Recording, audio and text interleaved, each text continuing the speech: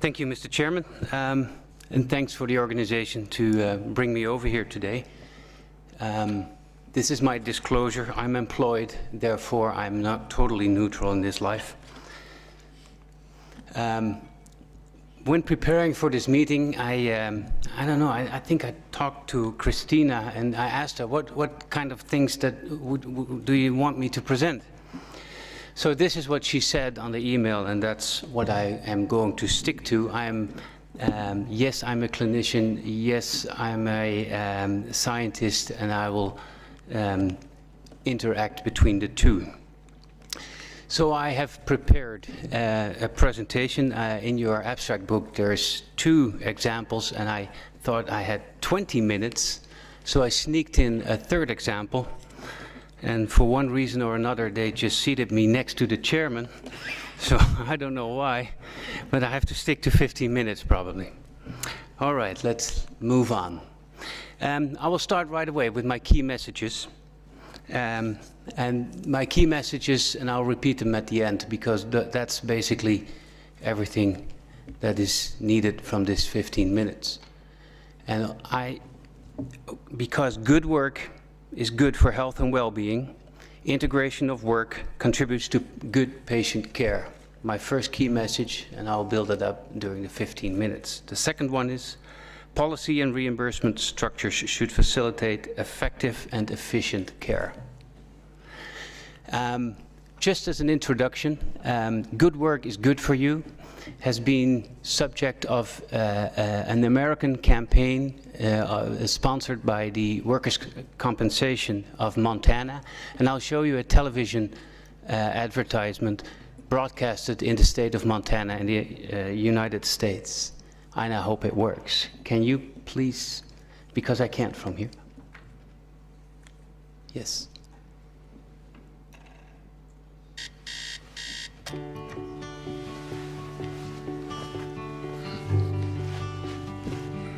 Last year, Montana State Fund helped dozens of Montana companies implement return-to-work programs.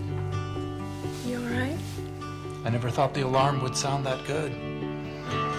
Because getting back to work heals. Learn more at safemt.com. All right, thank you. I have another one later on in my presentation. Work heals, that is one of the key messages of this presentation. I'm glad I was preceded in the previous section by Mrs. Vavrovsky, who basically did a great job explaining what the societal costs of pain are. So I don't have to repeat that, and I will have another minute to spare. And this is basically an explanation of why it is so difficult for care as usual to perform a good economic evaluation of care as usual. And the previous speaker has also touched on that. If you're doing a control trial, then all these deviations from normal on absenteeism, presenteeism, and all the roughness of the real world can be controlled in a clinical trial, but not during care as usual. So the data I'm presenting, I'll do my best, but it's not a controlled trial. The first example is a multidisciplinary spine center that we've started in February 2008. The main reason, and this is a picture of our hospital, at least the front entrance, and there's a man with back pain on the picture.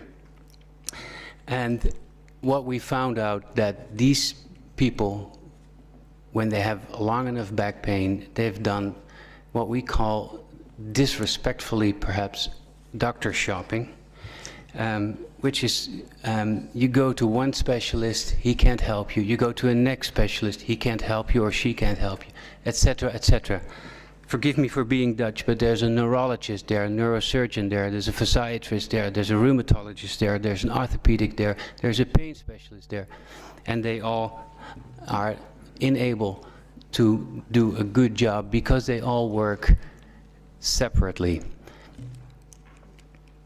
So what we've done is create a spine center, a multidisciplinary spine center, and these people have they are seeing us, and they've had a terrible history of going to many, many other specialists with little or no effect. They have high medical consumption, and disrespectfully again, we are considered the end of the line, which shouldn't be, but it is. So the key characteristics of this spine center, and forgive me for these letters are too small, even for me. The key characteristics, I've written them in the abstract, but patient-driven. Patients' questions and expectations do guide our assessment and treatment, as it should be. Patient satisfaction is constantly measured and monitored, as it should be. The coordination of the care is done by physician assistants, and they also serve as case managers. They're always reachable by phone. It's multi-specialist. 8 medical specialists collaborate in this spine center, and a bunch of non-medical specialists also. Another characteristic is what we call stepped care. So whenever possible, we will refer to primary care because that's much more efficient and more and cheaper as well. Something that is probably nice to hear for that man down there, Pete Moore, who has developed the pain toolkit, and we're in the final stages of translating that self-management toolkit into Dutch. So the Dutch patients can benefit from the same toolkit that has been translated in other languages also. And we all have a shared model. The biopsychosocial model is our model, period. We all share. Very importantly, it's data-driven. Patients get questionnaires at set times, and we now have about 7,000 patients in our database. We follow evidence-based guidelines as far as we can, and we try to build on the evidence whenever needed. So what are the results? Pain, disability, work status, quality of life, and societal results. This is a graph of the pain disability index. It runs from 0 to 70. They come in at an average of about 35, and they have a clinically relevant decrease in disability over the period that they're with us, and that continues over 12 months. Work. Of all the patients that we see, 51% are of the working populations. At baseline, 35% has a normal work status. At discharge, 70%, and at follow-up, 77%, which actually means that it is effective to return to work, but that the return to work process continues after discharge from our spine center. A very important one for cost effectiveness is also the quality of life index, or the EuroQoL, well known by health economics. It's an index score that runs from 0 to 1, and the difference of 0.03 is clinically relevant. What we see is that we, in the spine center, are able to add 20% of this score from baseline to discharge, and that follows for 3 months later. And this is also the basis for the next slide, which I have to disclaim, we are currently running a formal randomized clinical trial where we can do excellent and much better analysis than I am presenting here, but let's see. We are seeing about 1,500 patients every year, new patients every year. Mean cost per patient is about 1,100 euros. As I stated, we added 0.2 EQ5D index points, and that can be translated into QALYs, which is a unit for 1 year in perfect health. The value of a QALY is very debatable. Within our country, estimates run between, let's say, 20,000 and 100,000 euros per QALY added. And so if you divide the one by the other, I've taken the conservative measure, then the cost per QALY is 0.22, which is on the good side, because when it runs over 1, we probably spend more as a society than we want to, and everything less than 1 is better than we would like to. Is the better end of the score. But again, this is a pragmatic calculation. The next one is probably more focused toward this meeting today, and that's vocational rehabilitation. Vocational rehabilitation is part of actually European guidelines of how to manage chronic pain. It's one of the few evidence-based initiatives that are continuously reported in evidence-based guidelines. So we have a network of 14 vocational rehabilitation centers, again patient-driven, because it's 14-centered, it's close to home. It's data-driven. We have a standardized data set based on the ICF and the impact guidelines. And we measure continuously pain, disability, absenteeism, presenteeism, as presented earlier, medical consumptions, and work disability costs. The evidence-based guidelines, again, guiding principles. It's been stated by the previous speakers also, multidisciplinary, a shared plan, very, very important. At the very beginning of the rehabilitation program, we create a shared plan. The patient, of course, the worker, and ourselves are the key players.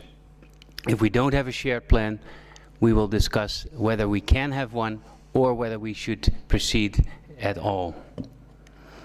Very important. And it's coordinated care, integrated, and the key player here again of the integration is the patient himself. It's obviously work driven because it's vocational rehabilitation. And the key question that we during assessment ask is, why are you not working optimally? We have standardized questions and measures that we use, and during the rehabilitation, one of the guiding and main principles is place and train. That means during rehabilitation, patient will start regaining work at work, not simulating at the rehab center, but actual work that starts during the rehabilitation program. So the intensity of the rehabilitation program decreases while the intensity of the work increases. Now we come back to costs again. Again, another RCT is running at the moment, but we have a bunch of literature that we can rely on here. It's been well studied, these types of programs, and the cost-benefit ratios, they differ between the studies, but a conservative estimate is 1 to 3.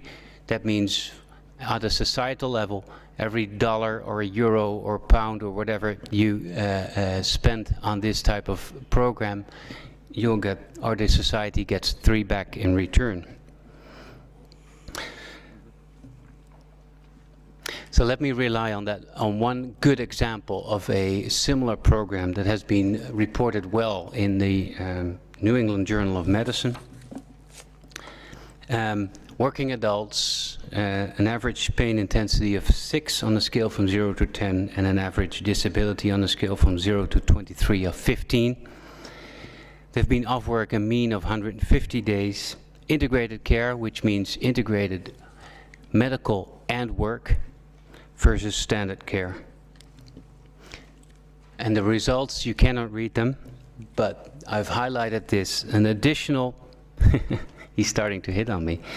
An additional £3 invested in integrated care results in 1 day earlier return to work compared to usual care. Every pound invested in integrated care would return an estimated £26. So they concluded that implementation of integrated care programs for patients sick listed with chronic back pain has large potential to significantly reduce societal costs, increase effectiveness of care, improve quality of life, and improve function on a broad scale. Integrated care therefore has large gains for patients and society as well as for employers. A very strong statement and well documented. There's one more that I sneaked in, and that's this model, and it's called the worker with a disability model, and the worker, again, as it should be, is in the center of the model. And there's 4 systems, and I will focus on this one, the overall societal context. And these systems each have an impact on the worker with a work disability. And the societal context can also be worked on. The basic assumption of this is that beliefs guide behaviors, and some in Europe, actually quite a lot in Europe, still believe that low back pain, for example, typically is reflective of serious pathology, and it needs rest to heal. So public campaigns have run in several countries among the globe, and these public campaigns have the ability, and it's been calculated for the Netherlands, to save a lot of money on a societal level. And these are some good examples. For example, you can post a message on a bus, have a good public campaign, and we're currently preparing a public campaign in the Netherlands. Key message could be stay active, stay at work, or work heals, like we've seen in the first video that I showed you. And I'm suggesting here, and that's why I'm presenting it too, that maybe SIP or EFIC can initiate such a campaign also at a European societal level. It's only 30 seconds or so.